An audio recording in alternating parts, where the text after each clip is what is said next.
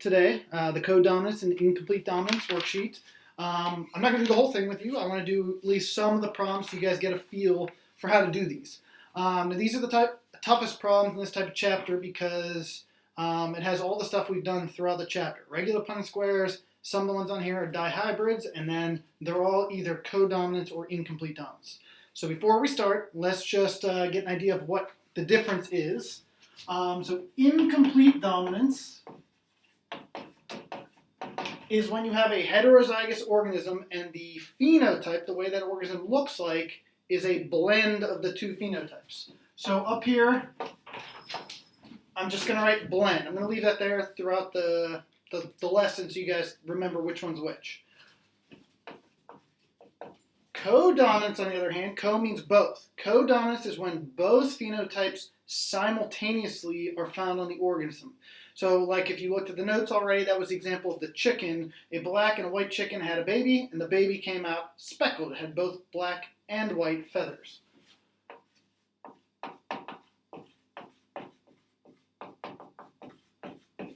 So I'm just going to write both phenotypes, just so we can remember which one's which. Okay, so that's kind of the answer to question 1 on the assignment. Okay, now problem 2. Problem 2 says cross a roan cattle with a red cattle. Now, if you look at the top of the paper, it gives you a key for what a roan cattle is, right up here. So it says a roan cattle is RW and a red cattle is RR. So over on the right-hand side, it says what are the parents' genotypes. I want you to write RW, X, RR. Okay, so what that means is RW is the roan cattle, and the X means they're being mated with each other, and RR is the genotype for a red-haired cattle. Okay, so now we just draw our Punnett Square.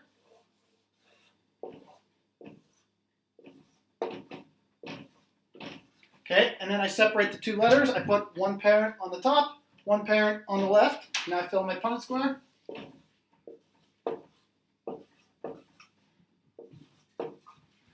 Okay, and now I do the analysis. Okay, so it says what is the genotypic ratio? So what that means is of these offspring, what percentage of them come out as one genotype versus another?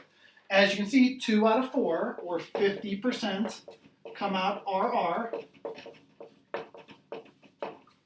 and 50% come out RW.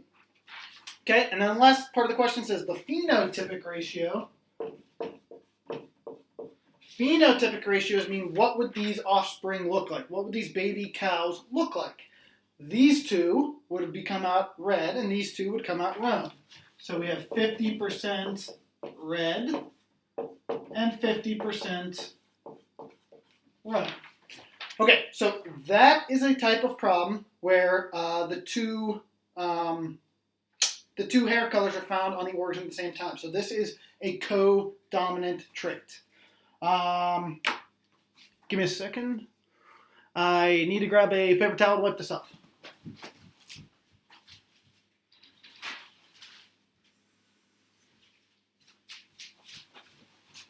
When I bought my whiteboard, it did not come with an eraser.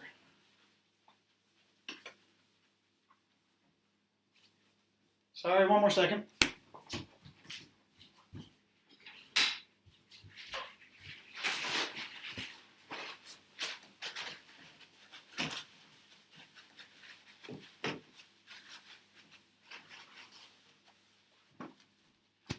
Okay, I'm not going to do problem 3. Problem 3 is the exact same type of problem, except you're going to use the hair texture key right on the left-hand side to do that one. That one's a very straightforward problem. Let's try number 4.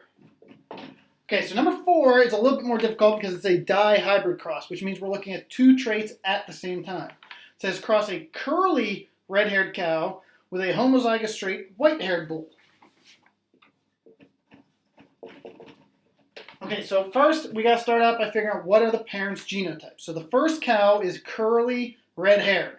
If you look up top, curly is 2 lowercase a's because it's recessive, and it says, oh sorry, I lost my place, red-haired, which if you look on the top right, is RR. Okay, so the first cow's genotype has 4 letters, 2 little a's, 2 big r's, because we're looking at 2 traits. That's why it's dihybrid. Okay, the second cow is homozygous straight. Homo means the same, two of the same letters. If you look above, straight hair can either be capital A, or capital A, lowercase a. So because it's homozygous, it's two capital A's. Okay, and it also says it is a white-haired cow. And if you look above, white hair is capital W, capital W. Okay, now this is the point where you have to FOIL. You only FOIL when you have more than two letters. Now, I'm not going to go through all the steps of foiling right now, but FOIL is where you do first, outer, inner, last. If you do all four of the possible combinations that I just did, you will see that there's only one possible combination, and all four of them will come out as little a, big R. Do it yourselves. You will see all four combinations here, first, outer, inner, last, always come out little a, big R. Therefore, since all four of them are the same, I cancel out the duplicates. I cancel out three of them, and I only need the one. Same with this one. If you do first, sorry, that was outer, first, inner, last, you will see it also comes out, there's only one combination, big A, little w. So this problem, I only need one block for it. I don't need to do 4 blocks or 8 blocks or 16 blocks. It's a simple one block problem. Okay, now when you fill in your blocks, make sure you keep the A's together. The capital A comes before the lowercase a, and then the RW belong to the same trait, so they go together. It doesn't really matter which one comes first, but if you look at the key up top, it has R before W, so I use that convention. Okay, so now the genotypic ratio. There's only one block, so that represents 100%. 100% would come out as big A, little a, RW. Okay, and then the phenotypic ratio would be, what would this baby cow look like? Big A, little a, if you look up top, represents straight-haired, and RW represents roan. So 100% of these cows would come out with straight hair, and RW would be roan. So I'm going to write straight roan. Okay, I'm going to cross that one out, do another one.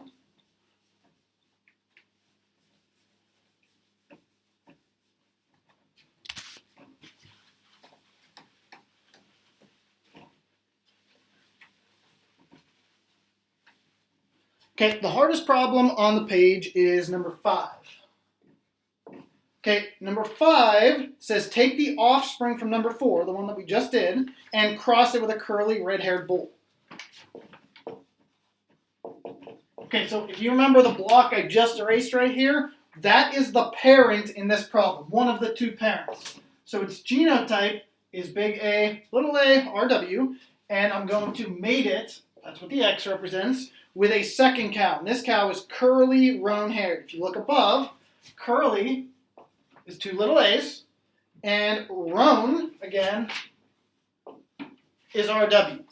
Okay, now this problem's a little bit more difficult than the last problem because FOIL is going to give us a lot more combinations. I'm going to actually do this FOIL with you, and then I will erase it just so you guys can see how I got it. Okay, so the first one, when I FOIL this, first will give me big A, big R. Outer is going to give me big A, big W. Inner is going to give me little a, big R. And last is going to give me little a, big W. So notice I have 4 combinations. All 4 are different. I can't cancel any of these ones out. Now if I do the same thing for the second parent, first, outer, inner, last, you will see I will get AR, AR, AW, and AW. Now, if you notice, I have 2 ARs. I'm going to cancel one of them out. I have 2 AWs. I'm going to cancel one of them out. Okay, so I don't need those 2 because they're duplicates. These 2 and these 4 are what are going to go on my Punnett Square. Now, I don't have room on my board, so I'm going to erase them, and I'm going to put those 4 and these 2 on my Punnett Square.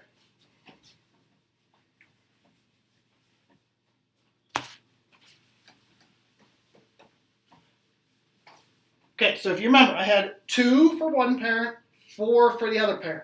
So I'm going to make a Punnett Square. Sorry, the board's wet still.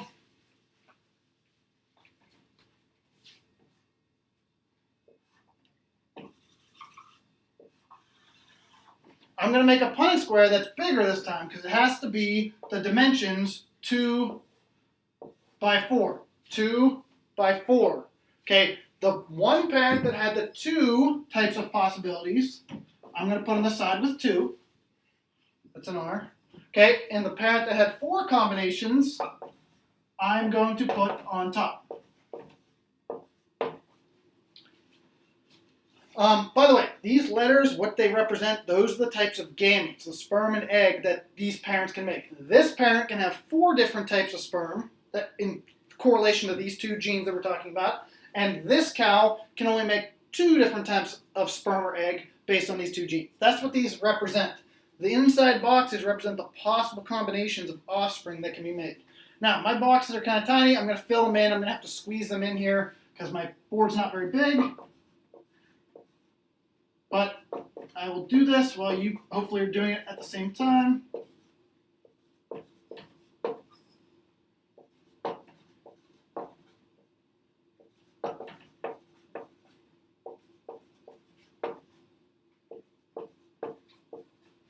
Okay, now when I get done, you get your 8 combinations.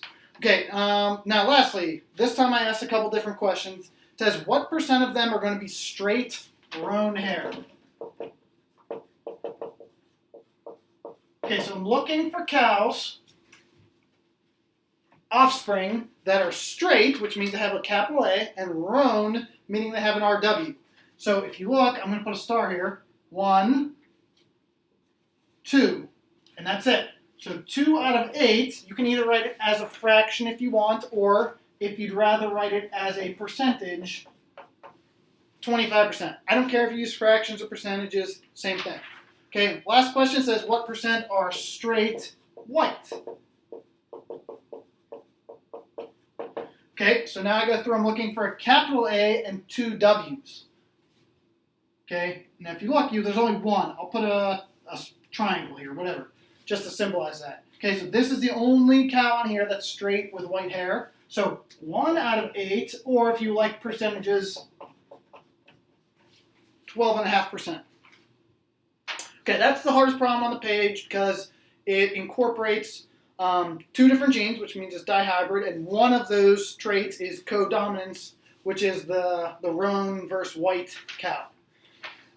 Okay, flip to the back, I will do one more. The ones on the back are all simple, except for number 6. Number 6 is a little bit tougher because it is a dihybrid. I want you guys to try that one on your own. It's like number 5, except it's not as long. It's only a 4-block problem instead of 8, so it's not quite as long.